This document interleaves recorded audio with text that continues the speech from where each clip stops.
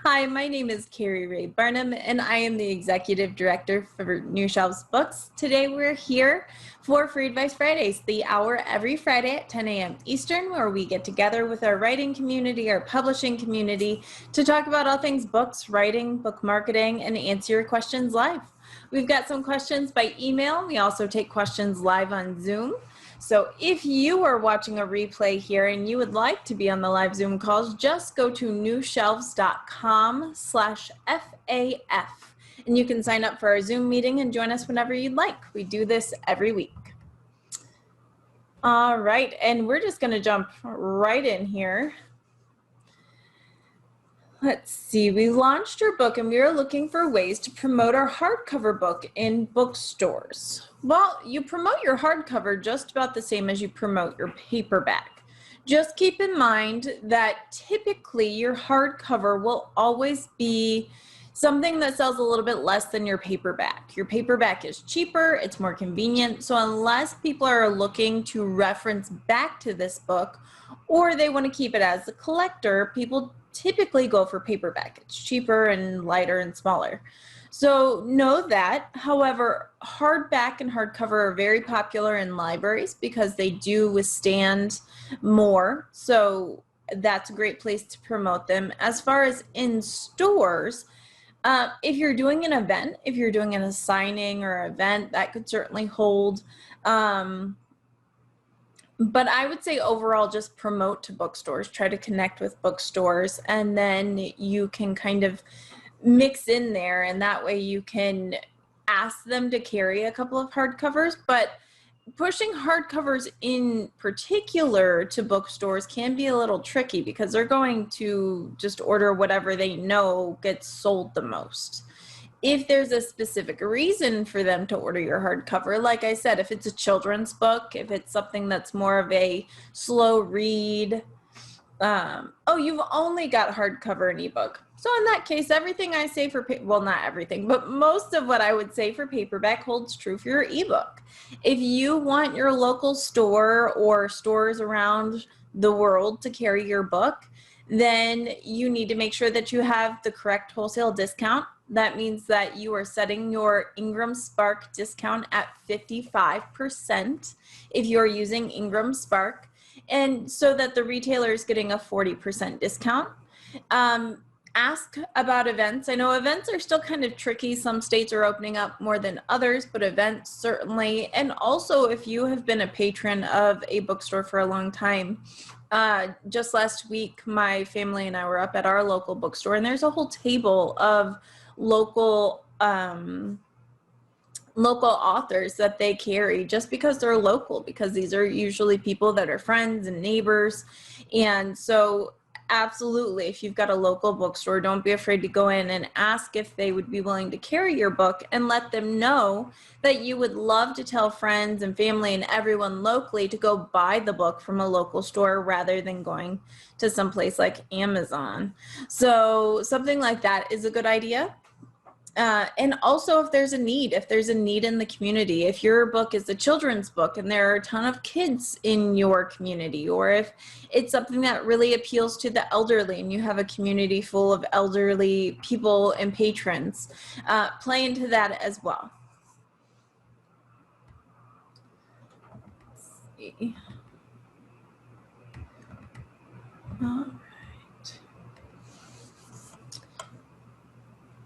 See, I am planning the marketing process. Presently feel overwhelmed with the info I am receiving. How do I start?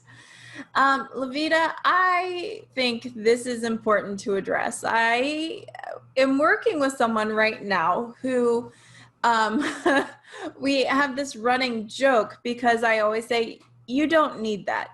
Don't buy that program. Don't try that program, even if it's free, until you've finished what you started.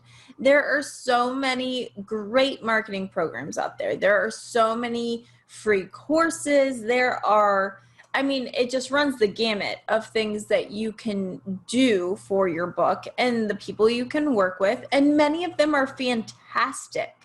However, I find that the biggest pitfall of authors and sometimes publishers is that there are so many great programs that rather than picking one, sticking with it and really dedicating yourself to it, you try to do them all. It's like shiny things. Oh, that one looks good. Oh, look at that one. And then there's this one. And they say that they can help me too. And they may be able to help you. But the truth is that you need to find one thing. Not that you're only doing one thing with your books, but one big focus. Stick with that at first. Give yourself the time to go through that ad course or to work with someone on marketing and stay the course. That consistency will be so much better for you than trying to find all the shiny things. And keep in mind that even though your book launch is new, and it won't always be new, your book is not going anywhere. Your book will still be here 6 months from now, and 8 months, and 2 years from now. That's not to say that you wait to market it that long, but that is to say that you try something, and if it doesn't work like you'd hoped, you have time to try other things. But in most cases, when I see authors who are really trying, not always, but in most cases, when I see authors who are really trying to market their book, who are doing all the right things, but aren't getting anywhere, most of the time they haven't dedicated themselves to a marketing plan and stuck with the plan without being distracted. And as David's saying on the sidebar, marketing never ends. Or rather, when your marketing ends, that's typically when your sales end. So it's something that's ongoing, and it's something that you kind of have to find your niche. You have to find your audience, because also the marketing that works for you will be strongly dependent on who you're marketing to. If you have a children's book, I would not so much recommend, let's say, bookstore events. I mean, not that they're bad, I think they're great, but that wouldn't be my first focus. Library events, however, more. Facebook ads, I would highly recommend for a children's book, but I wouldn't really recommend them for every self-help book. So finding your market, knowing where they hang out and how to target them may also help direct you on where to go. And that's where I would start. First things first, find your market, find your comps. See what's working for them, see where your market's hanging out, and then pick a marketing program or marketing tasks that really feed into that. And I also want to encourage you, just this week up on the blog, I put up a blog about 10-minute marketing moments. It literally is just committing 10 minutes a day to market your book. And on the blog, I kind of break it down into 3 different options of things that you can easily do in 10 minutes. And it's not inclusive. Of course, there are other things you can do. But the idea is that rather than doing everything and burning out, if you just say, I've got 10 minutes, then you commit to something that you are going to, over time, build a platform that's going to do a lot more for you with that consistency. So if you want to check that out and kind of get some of the ideas of what I encourage people to do with their 10 minutes, you can go to newshelves.com/blog, and it's right up there. And it's just a start. And just like writing so many times, I think people, they sit down and they go, okay, I'm going to do this for 10 minutes. I just have to do 10 minutes. And then they find out, oh, wow, I've been here for a half hour and I've gotten so much done. And I hear that a lot about writing, and writers say the same thing, is that they're like, man, I didn't feel like writing, but once I sat down and started doing it, I did have the time and I got more encouraged, and I was on a roll. So be encouraged. It is a big, big thing. Absolutely. It's newshelf.com/blog. And I'll put it right in here on the chat as well. newshelves.com/blog. There we go. So check it out. Be encouraged. And know that sometimes you do need help. You do need someone to kind of come by your side and help you figure out the marketing plan that will work best for you. And that is something New Shelves does.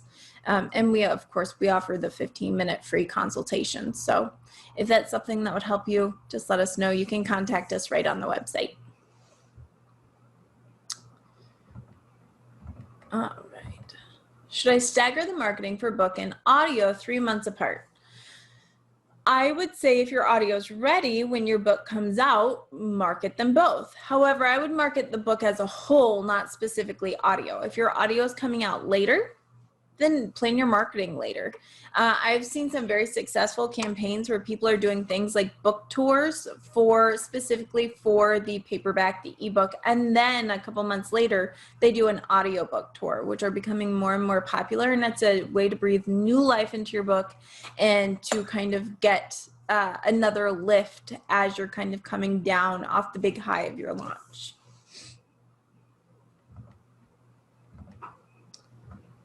Let me see. Is there a way to ship to bookstores with other books we have printed rather than Ingram because the quality of the books is vastly different?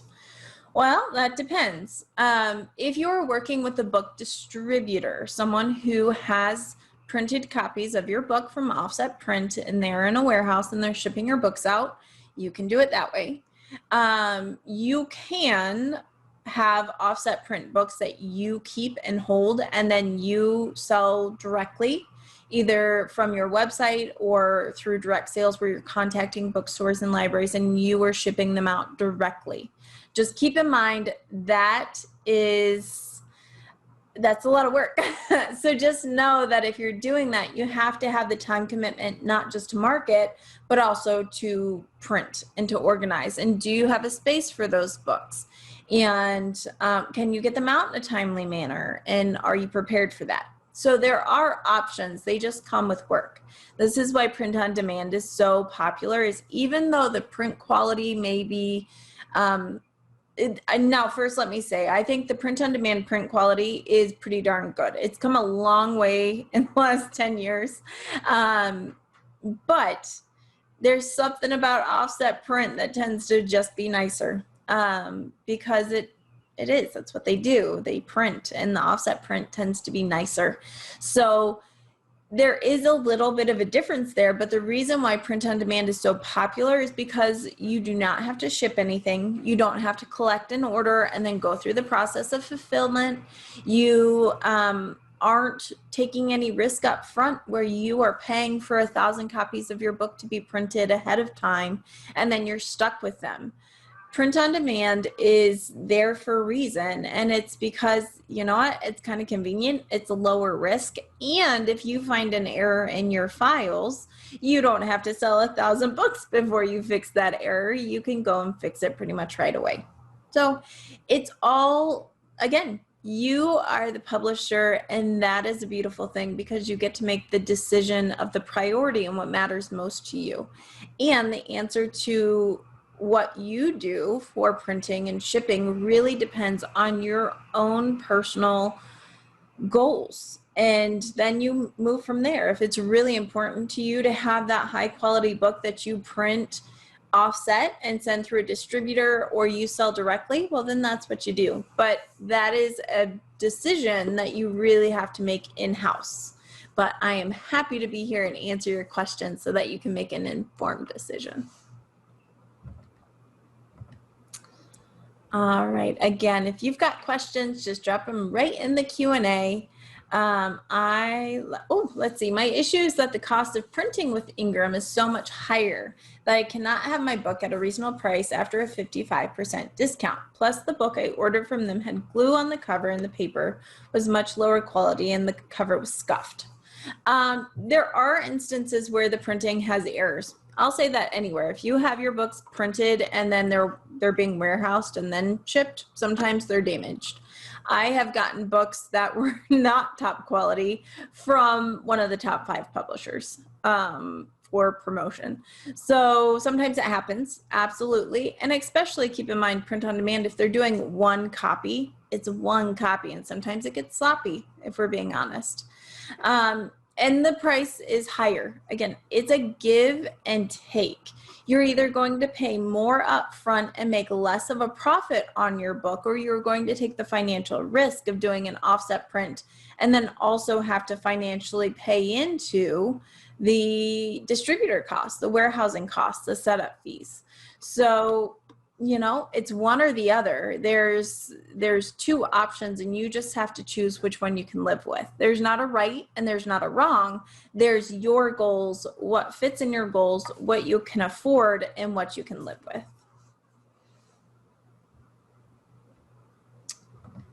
Let's see. Do you recommend a marketing plan or publicist online that is affordable? Blog, book, tour type thing. Well, we actually mentioned 3 different parts of book marketing right there. So we talked about a marketing plan, which is book marketing. We talked about a publicist, which is PR. That's more media, radio, interviews. And then we talked about a book tour, which is online. So those are 3 separate things. So I'm going to address them separately. As far as a marketing plan, New Shelves actually has a free marketing checklist on our website. Again, newshelves.com. You go to the store, it's in there for free. You can download it. And then we also actually do marketing plans. We do consulting where we sit down with you specifically. We look at your books and we help you put together a marketing plan that either you implement or you realize, hey, I can't do all of this, and you get help implementing. So that is something New Shelves does. As far as a publicist, that's kind of tricky for books because there are certainly publicists for books. There's PR by the books. There is Jason Jones Literary. There is, I think it's Books Forward. There are a couple of companies that are publicists more than marketing. And know that they're different. Marketing is actually driving sales. It's advertising. It is not only creating awareness of a book, but pushing sales. A publicist in PR is typically driving awareness. It is media. Sometimes they go hand in hand, but not always. And sometimes, actually pretty often, they are clumped together or confused, but they actually are 2 separate things. And some companies do a little bit of both, but not always. So it's important to know that. And when you're looking at publicist or PR, my question is always, what do you have to offer beyond a book? Do you have an incredible story? Do you have some type of experience that lends itself to being on the news or being in media? Do you have a reason or a program or a product that goes beyond your book that makes sense to work with a full-time PR company? And just know, again, they're very, very different. And that media can be great. It can generate interest. However, you have to have interest beyond your book. A book is not a story. I mean, yes, a book is a story. So a book is a story, yes, but a book is not a news story. You have to have something around it or surrounding it that makes it exciting. And that is the hardest part of PR for writing. I mean, you look at some of the authors that really didn't get into PR, didn't make the news until they were picked up as a Netflix series, or they had this incredible story of going from homeless to selling 5 million copies. That's a story. So just know that not everyone's really set up to do a PR campaign and do it well and have it make sense, because also keep in mind that PR tends to be pricey. Most PR companies will charge anywhere between $1,000 on the very low end, $1,000 to $5,000 per month that you work with them. So just keep that in mind. I mean, it's definitely something that you invest in. I'm not saying it's not worth it. I'm saying that you really have to think about how it will be worth it for you. And also look for a PR agency that fits with your values. If you are a Christian author and it's really important to you that you reach out to Christian outlets and media, then you need to make sure that the PR company you're working with has those contacts, that that's something that they're comfortable in and work well in. Because if you are a Christian author, you don't really want to go be pitched to Atheists Today to argue your religion. Not typically anyway. So it's one of those things of finding the right person and doing it with purpose. And as far as a book tour or a blog tour, I absolutely have a couple of companies that I love and recommend. A book tour, first off, is where you take your book and it makes different stops. It makes a tour online. And typically it used to be a blog tour where we were stopping at different blogs. But now, as online platforms have expanded and social media has expanded, we've actually moved to calling it just a virtual book tour. And the reason is because sometimes that means stopping on Instagram and being featured there for giveaways. Sometimes it's blogs, sometimes it's Facebook Lives. It can be kind of anything. So we've kind of dropped the blog in some cases just to talk about virtual book tours. And they're great. It's a great way to get SEO for your book, to have some searching proof. When someone goes to Google you, they pull up something other than your own website. And it's also a great way to borrow other bloggers or influencers' platforms so that you can present your book to them. And that way you can kind of borrow their audience to see if they would like your book. And for the companies there, I highly recommend R&R Book Tours. Shannon over there is fabulous. iBook Tours is another one that's run by Lauren. Espresso Book Tours is Giselle. And I do have, again, we have a blog. I love our blog because then I just keep sending people links. We do have a blog that talks about virtual book tours. And it actually gives you the list of all the places that we recommend so that they're hyperlinked and easy to access. Let me see if I can find that for you because it is just so easy. Let's see. Oh, let's see. Because then I'll just drop it in. Oh, there we go. And this one actually I wrote for the book designer a couple of years ago. Still pretty active. We're going to be doing an updated version on the New Shelves blog in the next month, actually, I believe. But I am going to drop this link right in here. It's right on the book designer. It's a do this, not that for blog tours. And that's a list now. And then, like I said, we'll be doing an updated version. I think that was from a little over a year ago. So I'll be doing an updated one on our blog. I think it's scheduled for May.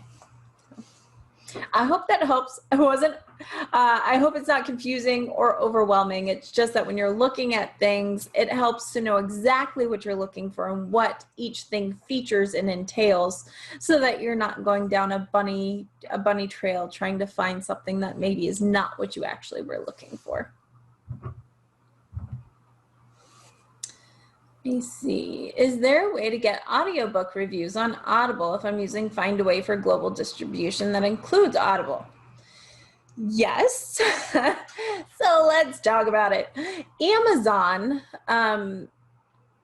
let's see. Amazon for KDP does not require that you buy a book on Amazon to leave a book review. So I can buy a book at my local bookstore, I could read it at the library, I could buy it on Amazon or get it straight from the publisher and I can go leave a book review on Amazon.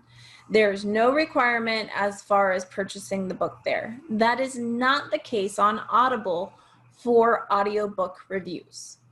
This is where it gets tricky. For Audible, you must purchase excuse me, or download the book through the Audible app in order to leave a review. So for all of you who have Find a Way voices, and that's how you're distributing over to Audible and ACX, you've got these codes that come from, I'm going to forget the name of the company, but I have it right here. I have the app right here. So it comes from Authors Direct. Authors Direct is the way that Audible uses their freebie codes. So they give the author a couple of codes so that people can download and you can send them out for free and get reviews. Because it's through the Authors Direct app, when you give away a free code for Find a Way voices, you cannot then have that person go leave a review on Audible. In order to leave an Audible review, they must purchase the book on Audible or have an Audible download code, which is essentially purchasing it on Audible. Kind of stinky, kind of, you know, kind of not the best, but it is what it is. With those find away codes though, they can leave reviews on Apple. They, I believe, can leave them on Kobo. So there are different places you can leave reviews, and of course they can blog about them and post about them on social media, but for Audible, it's gotta be an Audible code or an Audible purchase. So yeah, it's one of those things. It's kind of it's to push people to buy or get the book on Audible for sure. But it's Amazon's playground and they can do what they want. So know that. All right.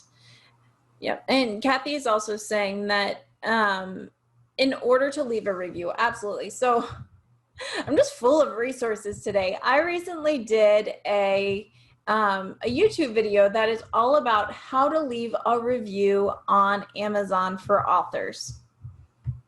It's right on our YouTube, and I've got one video that is all about the rules and what people need to know, and then actually how to leave a review. It walks you step by step on how to do that.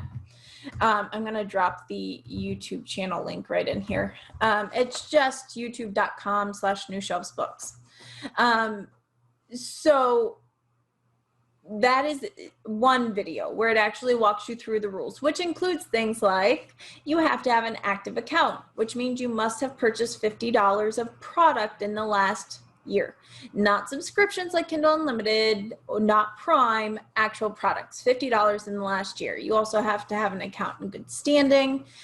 In that video, we talk about the requirements as far as you're not supposed to have friends and family leave reviews, anyone who might have a bias, that kind of thing. So we go over the reviews, the rules, and then the guidelines, and then we actually see how to leave a review if you purchased the book or even if you didn't. And then I made a shorter video upon request that is super short, that is just how to leave a review. It walks you guys through the steps. So if you are trying to get someone to leave a review of your book on Amazon and they're like, man, can't find it, getting frustrated, you can just send them that YouTube link and then they can see it real life, and it's within 5 minutes they'll be able to leave a review, no problem. It's super easy.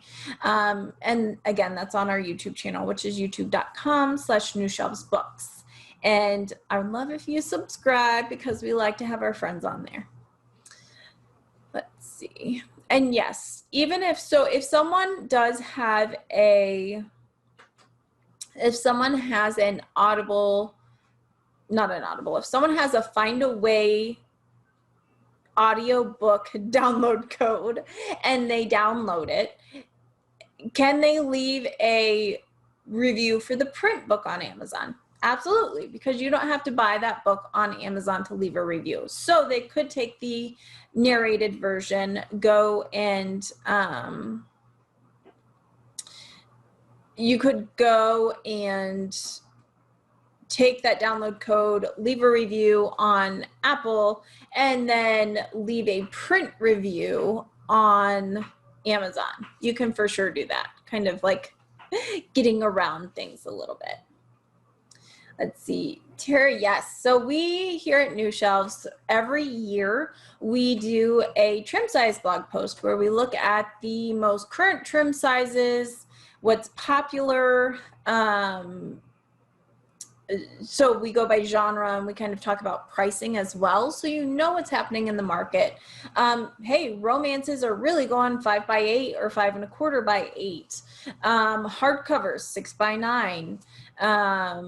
You know, literary memoirs are going in this size, that kind of thing. Workbooks are this size. And so we do that every year over at the New Shelves blog. The current one up is for fall 2020, and that is on the list of roundup. We usually do it around the fall. Every year we do it about once a year, sometimes twice a year if things change a lot, but not much has changed since the fall. So we'll be updating that again. maybe I can bump it up to August just for you, Tara. But we do that. So if you're ever wondering what trim size your book should be, we always have that kind of, and we keep it updated on our website so that you can see the trim sizes that are trending. And so you have an idea of what to put your book in, because that is one of the things that actually can tip off people that your book is self-published or keep it from looking professional, is if your book trim size is kind of not in standard. If all the romance novels are about yay big, and then you come out with this book that's this big, it's just not going to fit. It's not going to look right on the shelves, and it will scream, I don't really know what I'm doing. So you're welcome for not screaming that. And so that's why it's so important. And we do have that on the website, and I will update that in the next couple of months. However, in the meantime, if you have a question about a trim size for a specific genre or a specific type of book, let me know, and maybe we can look at it on here. All right, I'm gonna go back over to our emails because I know we had questions. Let's see. All right, I wrote a children's book back in 2002. I'm finally going to try to self-publish it. What would be the quickest, least expensive method? Amazon, KDP, Ingram Spark. So as far as that goes, the quickest method is typically to just get your print-on-demand files, and you can do both KDP and Ingram Spark. Keep in mind that KDP will be for your paperback only. There's beta testing for hardcover, but it's not available to everyone. And then if you're looking for a hardcover, you would upload to Ingram Spark. Many times you'll do the hardcover to Ingram Spark and the paperback to KDP and Ingram Spark. But essentially you're creating the book and you're putting it up for print on demand. So that is by far the easiest way. And let me see, is it required to have illustrations in advance? So yes, this is important. If you are looking to self-publish, if you're trying to put your book up, you have to have a finished book. When you go to KDP, when you go to Ingram Spark, you have to have book files. They do have tools that you can use, which certainly you can go through the process. As I recently posted to the New Shelves Facebook page, there are many things we can do. However, we have to decide if the do-it-yourself route is what we want to do and take the time and effort, or if we want to hire someone who knows what they're doing, who can do it quickly and professionally in the end. And so if that's the case, get a book formatter. There are some book formatters out there that don't, you know, they're not out there for blood. They're not trying to take all your money, especially for a children's book, which is smaller, but get a formatter who can put this in a PDF for you. So you take that PDF file and you just upload it. Because absolutely, you have to have your illustrations, and your illustrations have to have the text overlaid on them. Then those pages have to be formatted together for your book file. Then you have to have your cover. And this was something that came up this week as well, is that your cover has to be fit for your book. There are specific spine width. So when you're doing your book, you have to know what kind of paper you're using. How heavy is your paper? Is it white or is it cream? Are you doing premium color, full color? All of these things play into how thick your paper is and how thick your spine is. And you will need your cover formatted to fit the interior of your book. And KDP and Ingram Spark have different sizes for their covers. There's 2 different templates. They're available for free on their websites, but you need, if you've got a paperback, you need a cover for KDP and a cover for Ingram Spark. It'll look the same when it's done, but they're formatted and sized slightly differently. So, and so absolutely, like, I think that's one of the things is that you have to know is, no, you can't just say, well, I wrote the book and I've got some great illustrations, let's go. You either have to take the time to figure out how to format that book. And again, there are there are softwares that you can buy. There are also softwares that are free that you can plug and chug, but that means taking the time to learn it and to troubleshoot when things don't go perfectly, as is inevitable. Please don't get discouraged if that happens. It's normal. And then also you've got to make sure that you get your cover file. Or you take your illustrations, you take your story, and you work with a book designer or an interior formatter who can do that for you. One is going to take more of your time. One is going to take more of your money. Again, there's this idea out there. It's time for Keri's weekly soapbox chat. There's this idea out there, and it happened in a group that several of us are a part of this last week. And there is this idea that if you are self-publishing, you have to do everything on your own. Oh, you're self-publishing? Well, then you have to format your own book. It's the only way to do it. Well, it's free. Well, if you're going to pay someone to format your book, they're just ripping you off. That's vanity press. Guys, no. There is a huge difference between self-publishing and doing it all on your own. And so I then took, as the keyboard warrior that I am, I took to Facebook with this analogy. I actually did not point anyone out, and I thought I was pretty nice about it, but still, this analogy for me. I recently had my backsplash done in my kitchen. It looks awesome, by the way, and many of you may not know, but I'm a do-it-yourself kind of girl. My dad is a general contractor, as is my brother, and I spent my summers working with them and painting and fixing things. So most of the projects in my house, I actually do. My husband gets the credit a lot, but I do most of it. He's not allowed to paint because he's messy. But anyway, so I could do it. I could absolutely learn how to tile. My brother was like, go watch a YouTube video. You'll be fine in 10 minutes. And, rent a wet saw, you'll be fine. And I would have been fine. But the truth was, I kept putting it off because I didn't have the time. And I would have had to go through the process of figuring out how to tile the dang backsplash. And I don't want to, because I found a contractor that does amazing work. He's been working in my sister's house, and he's awesome and does amazing work. And so I paid him to do it. I paid him to do it quickly, to do it efficiently, and to make it beautiful. And it was worth it to me. We hire contractors because they offer a service that we find valuable, not because we can, but because it's a service that we find valuable. And in life, we have two main commodities. Now, I'm not talking about all the heart stuff. I'm not talking about love and happiness. No, I'm talking about like commodities when we're talking about publishing. We've got our time, and we've got money. And you have to prioritize what's most important to you. Maybe you really want to learn how to hone your craft as a writer, so you don't have time to learn how to format a book. So then you have to decide to allocate your money to that project so that it gets done, and it gets done well. There is no shame in that. I love this. Caroline is saying, strengthen your strengths and outsource your weaknesses.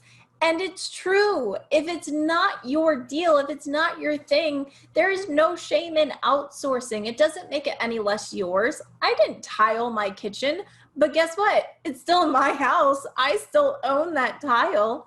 I don't expect the contractor to come knocking on my door and be like, hey, I want to make breakfast because it's my tile. I backsplashed it. I don't even think that's correct language, but you get me here, is that this idea that because you didn't get your hands on each little bit and do it yourself, or that you paid someone, that it's not yours. And that's not true. That's the worst kind of self-publishing shaming. There are a lot of great contractors that can help you do things, everything from book formatting to doing your cover. And in some cases, they'll do it better than you. And sometimes you'll learn things along the way, or you can get them to show you and teach you, but it's okay to draw on the community and decide that you're going to invest your money in your book, in your publishing, and therefore in yourself. And the companies that do this are not trying to rip you off. Vanity Press is different. Vanity Press is when someone comes to you and says, hey, I think your book is super awesome. It's super good. And I would like to publish it. I'd like to publish it, but you're going to have to pay me $15,000. And you're like, wow, you want to publish my book? That's awesome. Okay, 15 grand. That's a lot of money. That's a lot of money. Okay, I can find that money because I want to be published. So then you are taking your money to publish the book. You are taking the money to get that book formatted and edited and put up. And then they are publishing it under their name, and they are then controlling the distribution, controlling the discount, and then they are taking royalties and profits if your book sells. They have no risk and lots of chance of reward. That's why Vanity Press has a bad name. But there are lots of companies that will help you. Yeah, they charge you for their time and their expertise, but then they are taking your books, they're helping you create them and helping you build your business under your name. This is why New Shelves always says, buy your own ISBNs. Don't take anything from anyone that's free in that regard. Make sure that you're owning your right to your distribution, because that's important. And yeah, we've got Bob over here saying, I can spot a pro design and cover from a nephew's in an instant. And let's be honest, funny story here.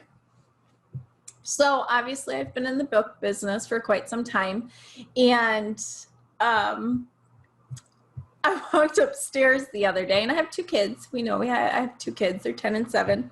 And I walked upstairs and they didn't know I was there, and they were pretending that they were working for me. And my son was the author who brought in a book that he had hand drawn. He'd made a book. And my daughter is just, in the nicest way, ripping it apart. This cover just really doesn't stand up to standard. I'm afraid to say you could really work with a professional on this. And I really like the story. It's a good story, but it's not set out how I'd really like it to look. My kids have started to look at it. Is hilarious. I wish I had my phone and I could have recorded them, because my daughter is my mini me, and she literally, some of the phrases she used, it's like, oh, you're brutal. Nice kind of, but brutal. And so even kids can spot it. My kids literally, when we look at books, my kids will start critiquing covers. When you're looking at it, and if a kid can spot it, and yes, my kids are around me and they hear me and we talk about books and things like that. They can also tell you what an ISBN is and why it's there, which is, they're kids. But if a kid can spot it, you can bet your bottom dollar that the bookstore buyer, that the Barnes and Noble managers, that the librarians can spot something that's done professionally and something that's not. That's not traditional publishing, it's professional publishing. And that's what we strive for in our self-publishing journey, is to make sure that what we do is professional looking and can hold up in that traditional area. That's right. Yes, my kids are for hire. Absolutely. Actually, we have a lot of authors who send my kids their children's books to read, which they love. So again, my weekly soapbox, because I seem to have one all the time, but there's no shame in hiring people to help you. It's not the same as being taken advantage of. Go in with your eyes wide open, and that's what's important. And decide what you've got. Do you have time or do you have money? And sometimes you've got neither, and you've got to save up one or the other. And know that you can't be an expert in everything. Guys, I would never design a cover. I can give you a concept for a cover and say, go design it. I can get a cover back, or I can look at a cover and I can critique it. I can absolutely critique it, but I couldn't make the changes. Or I can be like, this looks off somewhere. And I love when I work with my book designers, because they're like, oh yeah, I see what you mean. It's the this and the this and the this. And they start using words and I'm like, uh-huh. Well, can you fix it? Because yes, that. Outsource your weaknesses and find people who are better at things than you to learn from, because that's the only way we grow. So. All right. You guys know me. I obviously am very, very passionate about this. I just ranted and raved for a while there. All right.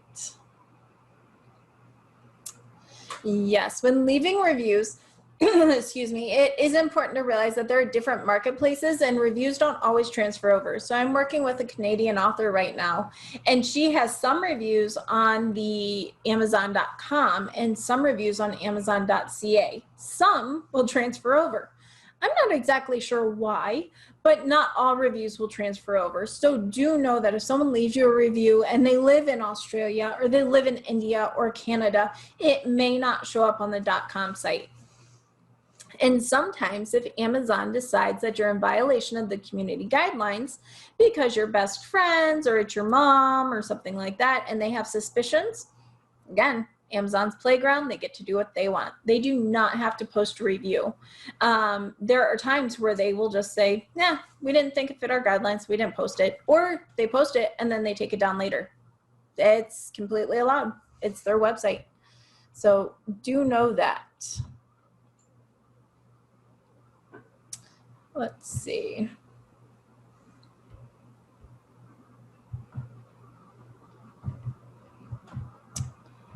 All right.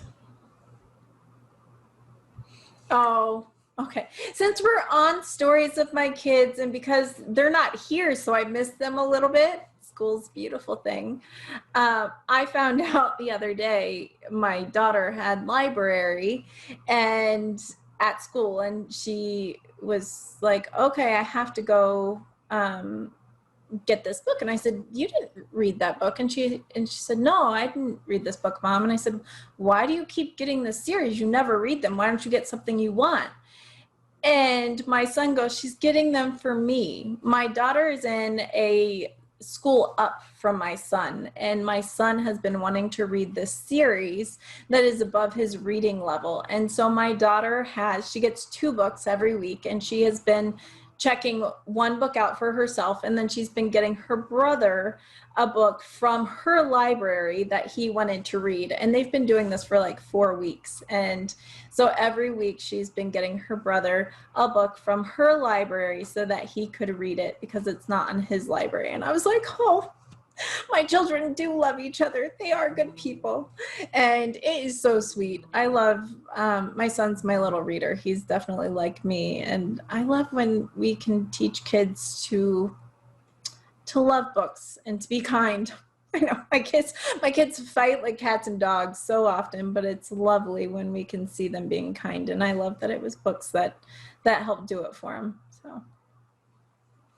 All right, back to work, you guys. All right. Sometimes.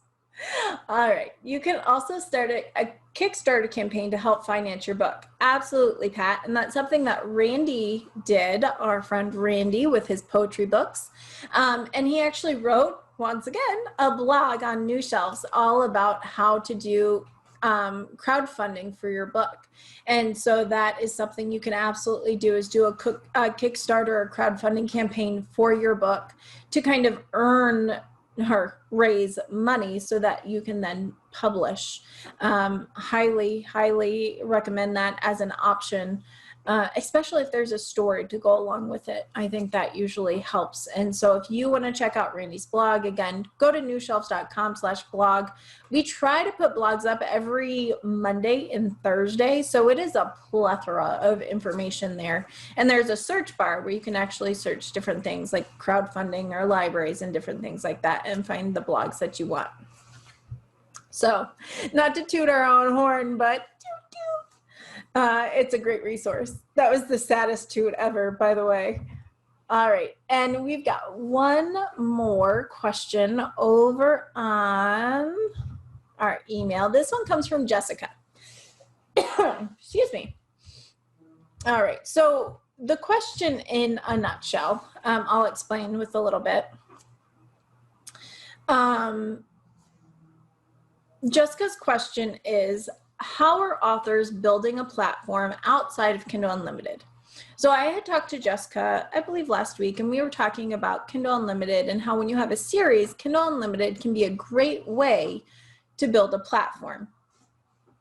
Because then you're in KU, people can read through, and you can give away the first book to hook in readers and then pull them through the series. And her question is, all right, I can see where that works, but how is it that people are building platforms without Kindle Unlimited? How is it that some people are able to have either standalone books with 400, 500 reviews and lots of sales? Or how is it that they're able to build up a series without Kindle Unlimited? And the answer to that is marketing, marketing, and marketing. What happens when you are trying to push a standalone book or when you are trying to push a series and you don't have something that's easy for people to use like Kindle Unlimited is you have to work more on your marketing. You typically have to work more on your advertising as well and spend more. PR, getting your book seen in marketing. And so when people are building these platforms, they either typically are working with a larger publisher that is marketing with and for them, as well as the author, as well as they're putting some hefty budgets into the marketing there, and they're building up the platform. Now, sometimes, even though it's not a series, an author can build up the series-like effect. So we'll use, for instance, my friend, Hank Philippi Ryan. She does suspense thrillers. She doesn't do series, but she does suspense thrillers. They're all standalone, but they're all in the same vein of it's a suspense thriller. So even though it's not a series, people who read her books and love her and follow along start to know that's what to expect. And so they follow her from book to book because there's that idea of loving her stories and being able to follow through and read more books from her. You can do it that way, but I will tell you that takes marketing. That woman is on social media, she is interacting, she's doing book giveaways, and she is published by Macmillan, who's a big publisher, who is marketing for her as well. They're still doing things like book bubs for her backlist of titles. You've always got to have a leverage, and whether that's on Kindle Unlimited or backlist titles that you can do promotions on something, you have to build your platform. Whether you do it with Kindle Unlimited or you do it one book at a time without Kindle Unlimited, it can be done. Just know that Kindle Unlimited for a series author is a nice way to slip in because, as I often say, Kindle Unlimited is like Netflix for books. I am way more likely to try a new series on Netflix than if I had to go and pay per episode, $2.99 per episode on Amazon. I'll wait. It's no big deal. Maybe the library, or maybe I'll just wait. But it's just a little bit different. It's one of those things that if it's Netflix, yeah, I'll give it a go. But if I have to pay for it, you're going to have to convince me even more. And I probably won't see it because I'm trolling along on Netflix more often than I should. But I'm not necessarily looking to pay for things all the time because I have a subscription. Why wouldn't I just use what's free? That's the benefit of Kindle Unlimited if you're a series author. So know that it can be done. There are ways to do it, but it will take more marketing, more advertising, more effort to build outside of Kindle Unlimited in some cases. Sometimes it's worth it. Again, you're the author, you're the publisher, and you get to decide what works best for you and where you find value. Are you able to put in the marketing time? Are you able to market and advertise and pay for advertising to get yourself seen? Are you willing to work with other authors and do cross promotion and build up your online platform? Because that's what it takes. Kindle Unlimited is just one outlet of a way to get ready readers. And so it's something that sometimes, not always, there are actually some cases I do not recommend Kindle Unlimited, but there are some cases that I do recommend Kindle Unlimited. You'll make less per book, but you'll get the audience.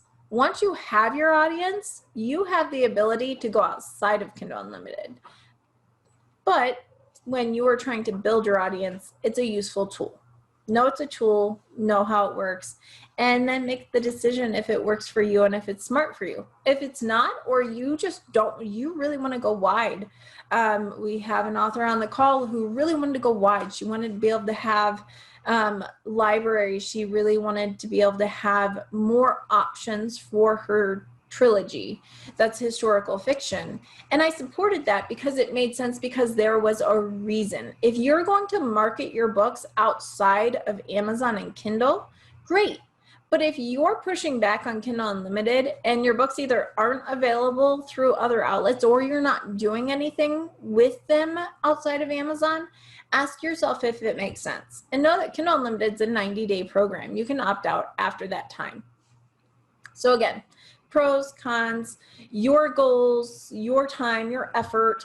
It's this giant scale of what matters to you. And that is the life of a self-published author, is making these decisions, sometimes trying things that don't work or stumbling into things that do. But no matter what, it's mostly important that you do what's right for you and your platform, your books, and that you keep the integrity of your books and publishing as you want it to. You're the one who has to live with how your books are sold.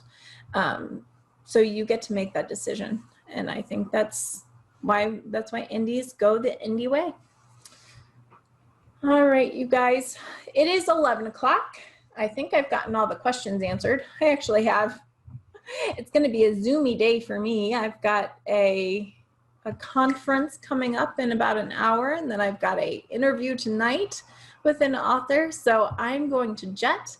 If you've got questions, feel free to join us next week right here, 10 a.m. Eastern. You can also email them in if you're not able to actually join us on Fridays. Just email us, questions@freeadvicefridays.com. We have a Facebook group. Who knew? It's Free Advice Fridays for publishers and authors. You can join us there. You can go to newshelves.com and look at the blog. We really try to make sure that we can meet you where you're at. And we are so glad that you took your Friday morning out to join us. And we'll see you next week. Bye, guys.